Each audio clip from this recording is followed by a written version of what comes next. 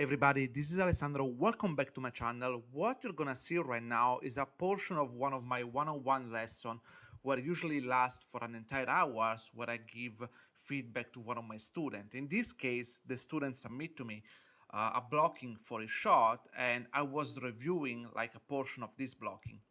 During the first part of the lesson, because the student is quite advanced, I was actually just drawing sketches to help him to figure it out why certain poses need to be crafted a little bit more.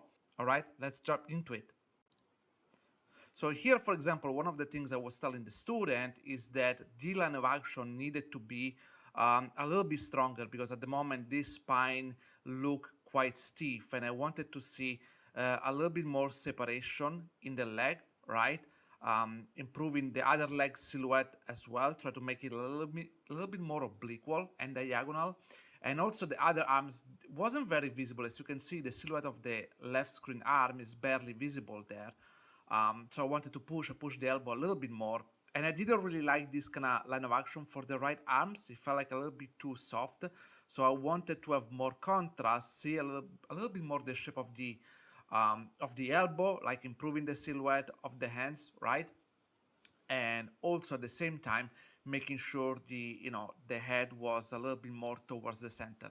Here is a clear example was the line of action of the spine was basically broken in a half, looked like there was a middle controller breaking the shape.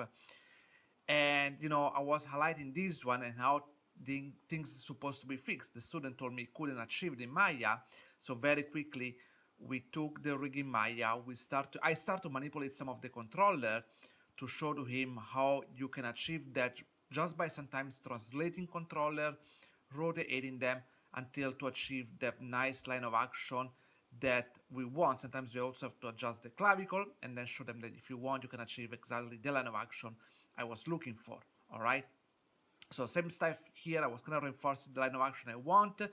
I wanna have a bit more diagonal line for the foot. As you can see, also the foot behind didn't show the upper leg. So I wanted to see a little bit more the silhouette to be a little bit more clear. One of the things I always tell to my students when it comes to pose it, think about it, always ask yourself, if you have to draw this pose on a piece of paper, will you draw it that way, right? Of course, in order to have an answer to this question, you need to be experienced enough to have been drawn enough poses. Here also I want the ball very, very close to the body, kind of to make the pose a little bit more compressed, okay? And here, as also I was telling the student, that would look a lot nicer if we tilt a little bit more the head and kind of having the eyes maybe kind of look backward or something like that, okay? Here I was refining a little bit more the finger of the poses and stuff like that. Here I mentioned that the shoulder felt a little bit uncomfortable and that overall the poses was really powerful in terms of line of action. So I wanted to have a better line from the spine to the legs, really stretch the legs. Over the time you'll see me mention that the face always looked very straight to camera, which is not very appealing. And also wanted to create a contrast between the left arm to the right arm that is a lot more stretch. You see how more interesting it is right now, the poses compared to the one done by him, right? You can see the difference between this one, that definitely not very appealing, very straight, very messy, right? Compared to the other one, okay? So even here, we can give a little bit more of a pass on the spine, easing into better into the legs. Again, having the ball a little bit more on the left side. Always favor one side rather than keeping things in the middle.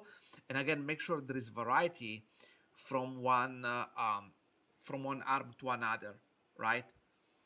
And here again, I was start to look for some of the poses. You see how sometimes the spine looks very straight and then the leg very stretched. So I'm always trying to make spine and legs really, really well connected because this is something very easy to miss. And I also wanted to have a little bit more of negative space in the right screen arm, okay, just because I wanted to have a little bit more of a better silhouette in general. And again, also another things sometimes I try to avoid. I was mentioning to the student actually that in case you're struggling with how to stage the head, the eyes, and stuff like that, right? I have a free tutorial on my channel where I describe in details stuff like that. Okay, sometimes I tell to my students to look up some of my channel video because they're there, they're free. There is a lot of knowledge, guys, and I can guarantee you that even though I've done more than 100, sometimes I still see students doing the same mistake over and over. So sometimes when the knowledge is just there, I point it out towards the right direction. Okay, and you notice some of those poses, like how the face, the eyes, everything is very straight to camera. Here as well, again, I want to emphasize a little bit more the line of action, push a little bit more some of the angle for the legs and the arms. As you can see, I made the right arm, elbow more, going a little bit more inside to make it a little bit more sharp, right? And again, here we are going back to the same point where the legs are always having um, the same angle, and the arms as well, right? And see, oh, here I mentioned, okay, maybe the arms that is pushing the basketball down, you can make it a bit more straight, and then the other one kind of pushing a little bit more on the side to give more a better silhouette, right? Where the left screen legs is a little bit more straight. Again, here I'm talking about how the eyes and the overall head could look a little bit more on the right direction, which is eventually where the character is gonna move forward. All right. And here again, obviously, we're going back and forth to check some of the other poses. And then again, here as well, I really wanted to have I'm highlighting again, like how these kind of poses don't look very nice, right? So it's better to showcase the leg in this position.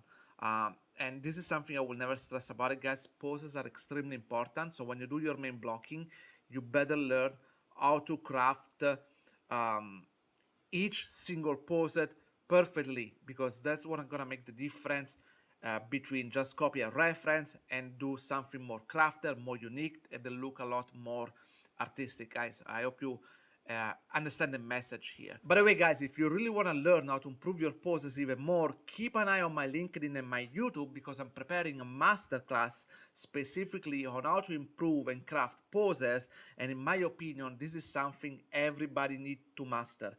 Doesn't matter if you are a student, you're just learning animation. That's the number one thing that you should master as a potential animator. But even if you're a junior, mid-level, or a senior, never hurt, keep learning a few tricks and keep pushing your poses to make your skill stand out compared to other animators. Okay, guys? Keep an eye on my channel, and I'll let you know in the next few weeks. See you next time, guys. Ciao.